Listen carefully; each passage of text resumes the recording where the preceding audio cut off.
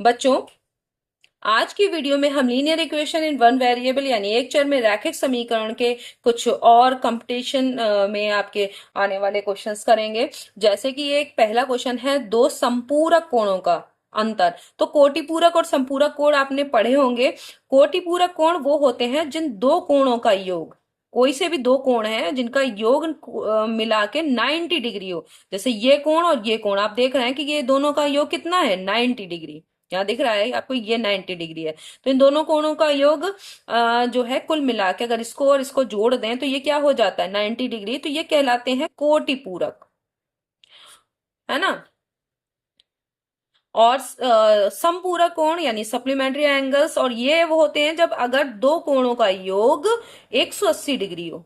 ध्यान दीजिए, तो ये वाला और ये वाला, क्योंकि ये एक लाइन पे अगर बन रहे हैं दोनों, तो ये क्या हो गया, 180 डिग्री का हो गया पूरा। ठीक है।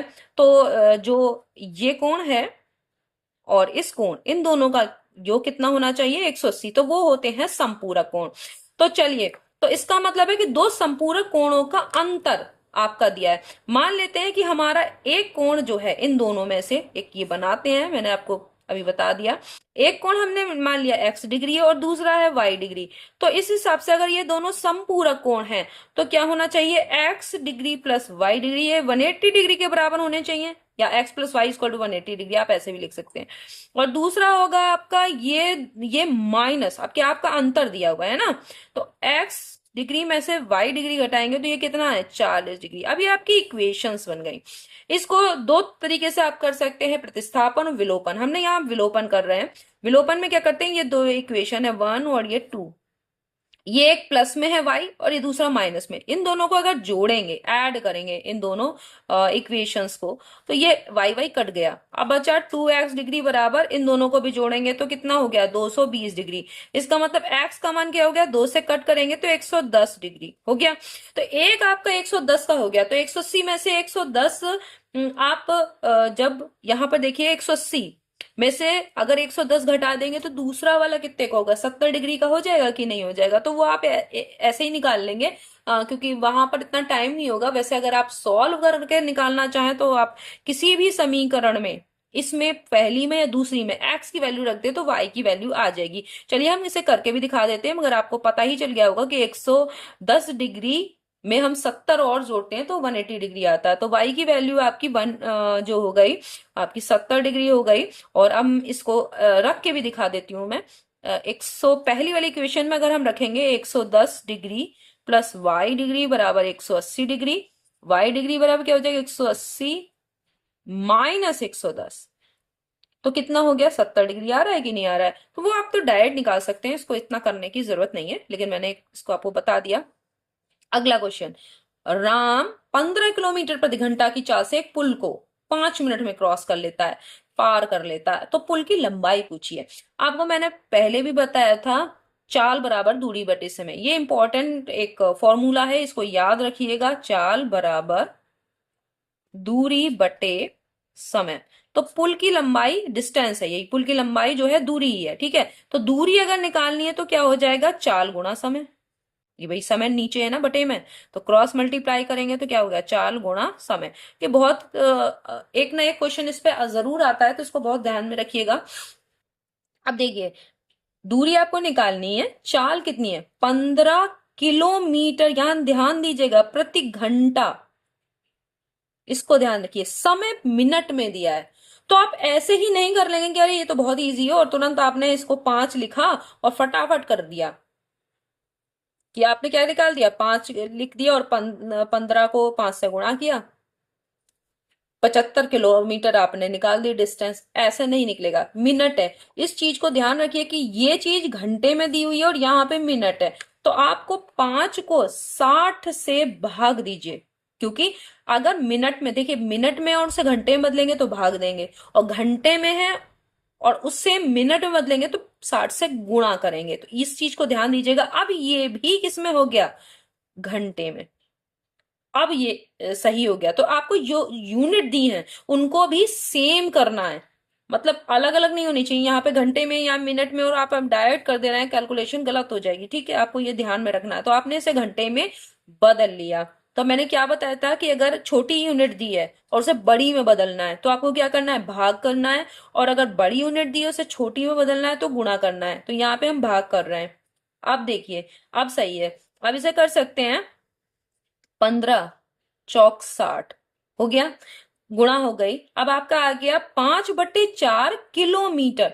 लेकिन ये बटे में आ रहा है, तो अगर आप इसको, आपको इसे मीटर में बदलना है तो क्या करोगे, आप मीटर में बदल दो ताकि इस पूरा पूरा कट के बराबर मतलब आ जाए। तो आप क्या करोगे, किलोमीटर को मीटर में बदलने के लिए देखिए मैंने क्या बताया था, बड़ी यूनिट को छोटी यूनिट में बदलेंगे आप, तो क्या करेंगे, गुणा करेंगे।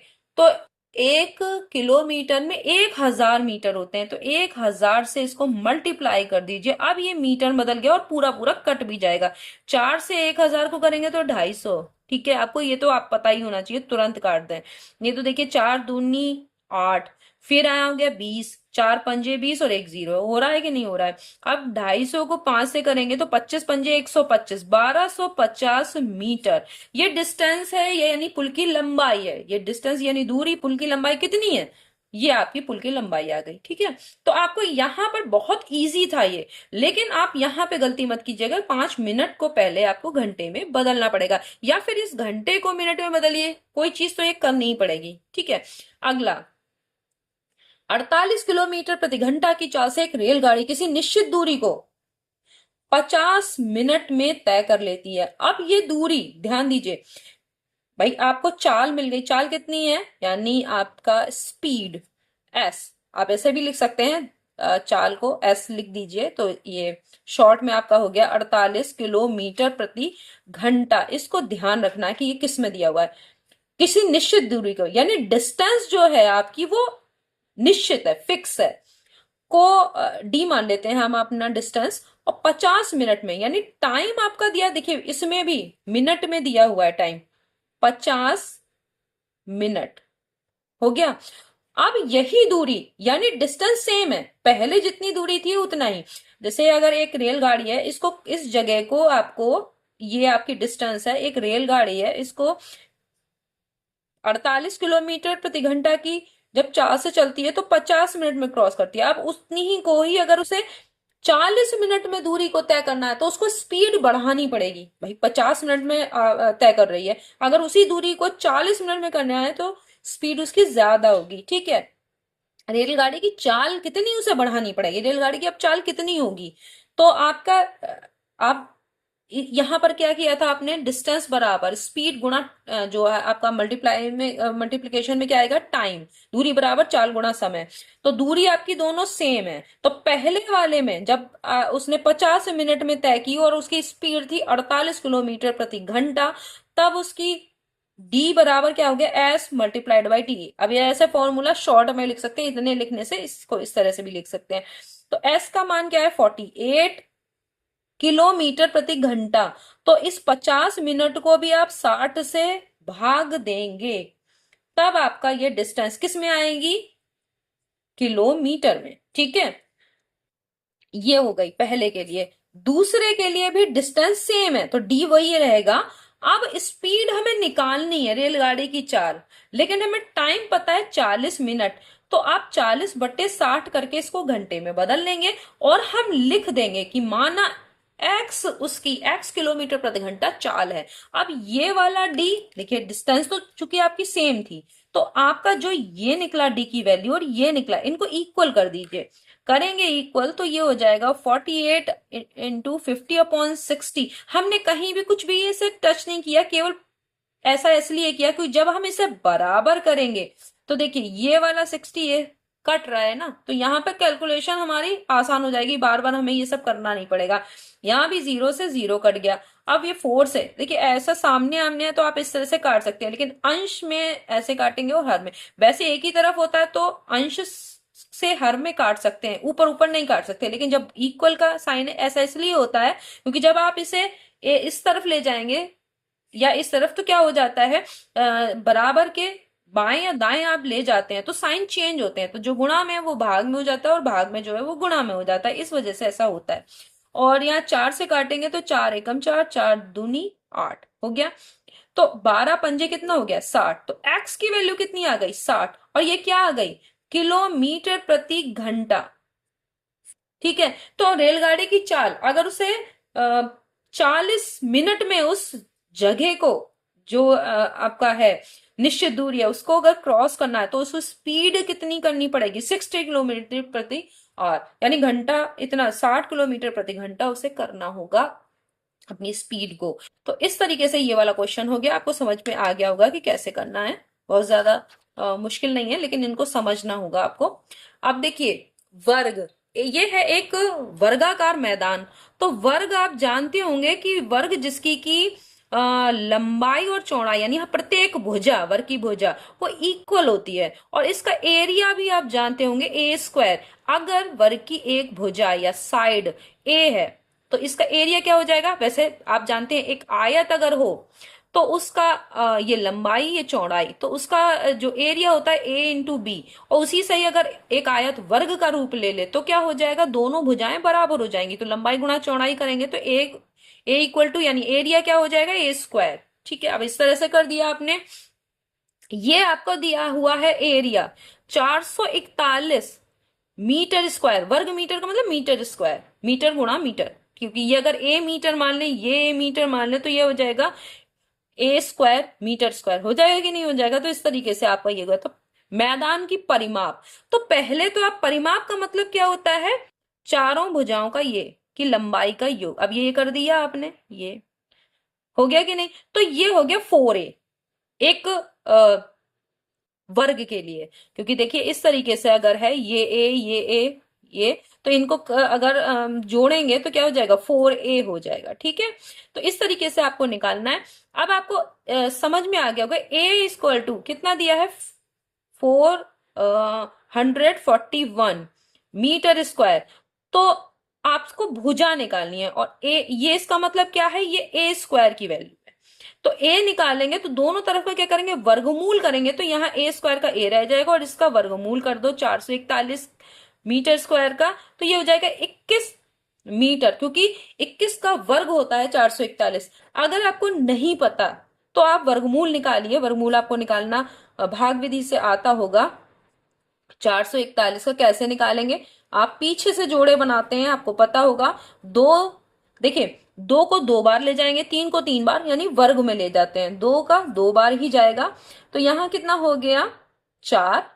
अब यही 2 जोड़ा जाता है, वर्ग वर्गमूल वाले आपने वीडियोस देखे होंगे, नहीं देखे हो तो देख लीजिएगा। 2 दूनी 4। अब ये पूरा जोड़ा उतरेगा 41, और यहां देखिए 4 से कितनी बार, यहाँ 1 टाइम ही जाएगा, यहाँ 1 को 1 से मल्टीप्लाई और 1 को 4 से करेंगे, पूरा पूरा कट रहा है, कितना आ रहा है 21। ठीक है, तो आपको वैसे याद हो तो आप डायरेक्ट भी कर सकते हैं। तो ये हो गया। अब ये तो आपके आ गया एक भुजा की माप। अब इसका 4 गुना कर दें तो परिमाप हो जाएगा ना, तो परिमाप क्या हो गई, परिमाप बराबर 4a, तो 4 मल्टीप्लाइड बाई 21 84, ये आप क्या हो गया 84 मीटर, क्योंकि देखिए 4 एक कम 4 हो गया, 4 दूनी 8, 84 मीटर, ये आपकी परिमाप आ गई। तो इस तरीके से निकाल लेते हैं। ऐसा भी कभी कभी होता है, परिमाप दी होती है तो आपसे एरिया पूछ लिया जाता है, ठीक है, तो आप वो भी निकाल सकते हैं। तो इस तरह के क्वेश्चन आ सकते हैं। एक आयताकार बाग की लंबाई उसकी चौड़ाई की 3 गुनी है, तो भाई आप एक आयताकार बाग बना लीजिए। ये उसकी चौड़ाई x है मान लेते हैं, तो 3 गुना कर देंगे 3x, तो ये इसकी क्या हो जाएगी, लंबाई। यदि बाग का क्षेत्रफल, अब देखिए एरिया, एरिया क्या होगा इसका, लंबाई गुणा चौड़ाई, जैसे मैंने अभी आपको बिल्कुल बताया था, तो क्या हो जाएगा area x multiplied by 3x, यानी 3x स्क्वायर, ये एरिया हो गया। और ये किसके बराबर दिया है, 243 वर्ग मीटर। तो आप क्या कर देंगे, एरिया 3x इंटू 3x बराबर 243 मीटर स्क्वायर हो गया। अब देखिए क्या हो गया, 3 से कट कर लीजिए, 3 अठे 24, 3 एक कम 3, ये हो गया। तो एक्स स्क्वायर बराबर हो गया 81 मीटर स्क्वायर। तो एक्स बराबर क्या हो गया, अब इसका देखिए वर्गमूल निकालेंगे 81 का, है ना, मीटर। तो ये कितना हो गया, ये आप जानते हैं 9 का वर्ग होता है 81, तो x बराबर हो गया 9 मीटर। तो बाग की लंबाई क्या हो जाएगी, अब ये तो चौड़ाई निकली है, क्योंकि आपने बाग की चौड़ाई मानी थी x। अब इसका 3 गुना कर दीजिए, तो बाघ की लंबाई कितनी हो जाएगी, 27 मीटर। ठीक है, बाघ की लंबाई आपको ये निकालनी है। तो x का 3x है ना वो, तो 3 × 9 करेंगे तो कितना हो जाएगा, 27 मीटर। तो बाघ की चौड़ाई जो है वो 9 मीटर है और बाघ की लंबाई 27 मीटर है। ये हो गया। यदि किसी भिन्न के अंश, अब भिन्न कैसे लिखी जाती है, मान लो भिन्न है x/y। ठीक है, भिन्न के अंश व हर में से क्रमशः एक घटा दे, तो दोनों में से घटाना है, एक घटा दिया, ली। अब क्या हो जाता है, भिन्न का मान 1/5 हो जाता है। देखिए जैसा जैसा बोल रहा है वैसे ही कर रहे हैं। पहले भिन्न लिखी, उनमें से एक एक घटा दिया, अंश में से भी और हर में से भी, तो वो भिन्न क्या हो गई, 1/5। ये एक इक्वेशन बन गई। दूसरा, यदि उसके अंश व हर में क्रमशः एक जोड़ दें, तो अगली बार क्या कर रहे हैं, हम एक एक जोड़ रहे हैं। जोड़ दिया तो क्या हो जा रही है, नई भिन्न 1/3। अब ये दूसरी इक्वेशन बन गई। क्रॉस मल्टीप्लाई करके इनको सॉल्व कर लीजिए, सरल कर लीजिए। तो पहली वाली को अगर हम करेंगे क्रॉस मल्टीप्लाई, हम दूसरे पेन से इसको कर देते हैं, तो यहां हो जाएगा, देखिए इसको इससे ऐसे। अब समझ में आया कि क्रॉस मल्टीप्लाई कैसे करते हैं। 5 से इसको करेंगे x-1 को, तो ये हो जाएगा 5x-5, और यहाँ 1 से करेंगे तो ये y-1। अब क्या हो जाएगा, y को इस तरफ ले आइए और जो कांस्टेंट वाला है वो इस तरफ ले आइए। तो 5x-y बराबर 5 प्लस का हो जाएगा और माइनस का 1। तो इसको जब सॉल्व करेंगे तो ये हो जाएगा 5x-y बराबर 4। ये पहली, मतलब पहले 2 3 आप लिख चुके हैं, तो ये तीसरे नंबर डाल दीजिए। ठीक है, और अब इस वाले को जब सॉल्व करेंगे तो क्या हो जाएगा, 3 से मल्टीप्लाई कीजिए तो ये हो जाएगा 3x+3 = y+1। y को फिर इस तरफ लाइए तो 3x-y अब यहां हो जाएगा -3+1, तो 3x-y = -2। ये आपकी क्या हो गई, फोर्थ इक्वेशन। अब इन दोनों को सॉल्व करना है, 3 और 4 को। देखिए ये वाली और ये वाली, तो इसको सॉल्व करेंगे, यहाँ पे अलग लिख के सब सॉल्व कर लेते हैं। तो ये है 5x-y बराबर 4 और 3x-y बराबर -2।